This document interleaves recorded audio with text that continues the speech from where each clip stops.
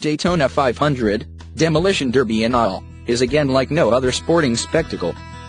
The Demolition Derby 500 finally ended on Sunday with the unpopular and often criticized Kurt Busch surviving the Great American Wreck. You know what this means, right?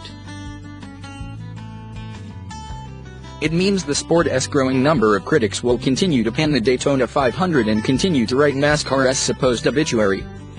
I don't care what the bellyachers and faultfinders say, this was one of the most exciting Daytona 500s I've ever seen.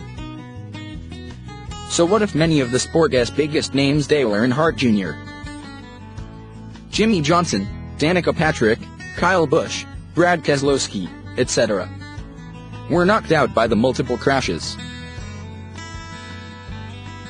So what if half the field didn't finish and 35 of the 40 cars on the grid suffered varying amounts of car carnage during the course of this 500-mile test of survival and attrition?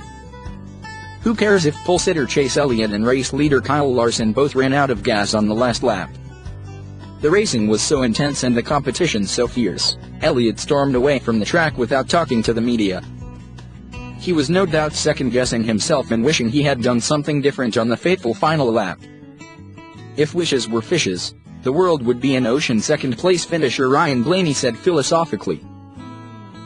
This, ladies and gentlemen, is what sports is all about and why the Daytona 500 is so spectacular, because anything can happen and often does. How else do you explain the top 5 finishers Sunday being Kurt Busch, Blaney, A.J. Allmendinger, Eric Almirola, and Paul Menard?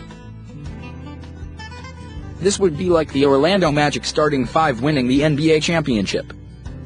Unlike the NBA season, which is essentially a 7-month exhibition before the Cleveland Cavaliers and Golden State Warriors once again meet for the championship, anybody can win the Daytona 500. For crying out loud, one-hit wonder Trevor Payne was threatening on the final lap to win his second Daytona 500. The more that becomes unpredictable about Daytona, the more it becomes predictable to predict unpredictability, winner Busch said. So let the NASCAR naysayers go jump into a bubbling pool of Monster Energy drink. What happened on Sunday is why the Daytona 500 remains one of the most breathtaking, hair-raising, nail-biting events in all of sports. It is why the Daytona 500 is by far Central Florida's most iconic, supersonic sporting event.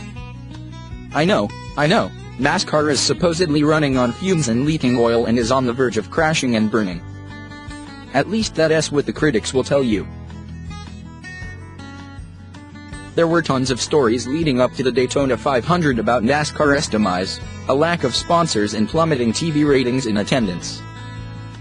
A recent Wall Street Journal article entitled "NASCAR has hit the skids" put race officials on the defensive and essentially forced them into a desperate charge of fake news. While the article was one-sided, there is nothing fake about NASCAR viewership being down 45%.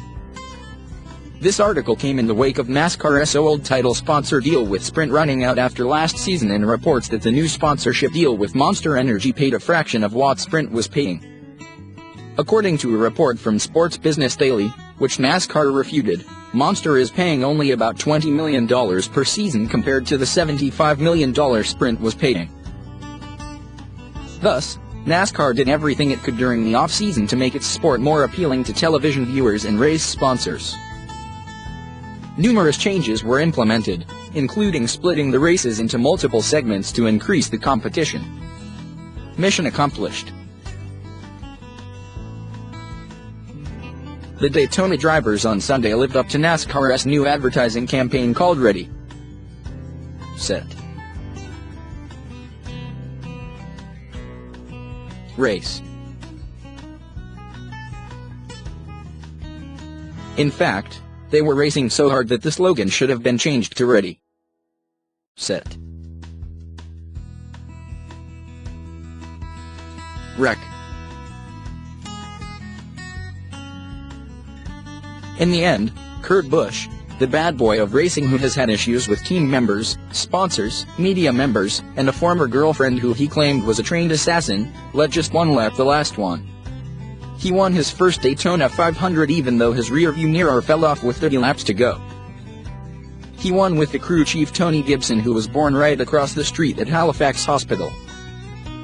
He won driving for another former Bad Boy Stewart-Haas co-owner Tony Stewart, the iconic driver who retired after last season without ever winning a Daytona 500. "I ran this damn race for 17 years and couldn't win it, and now I finally won it as an owner," Stewart said. "If I had known all I had to do was retire to win it, I would done it long ago." Busch, 38, says he has settled down in his recent marriage to wife Ashley, and his new team have helped him mature. He only wishes he had found this contentment earlier in his career. If wishes were fishes,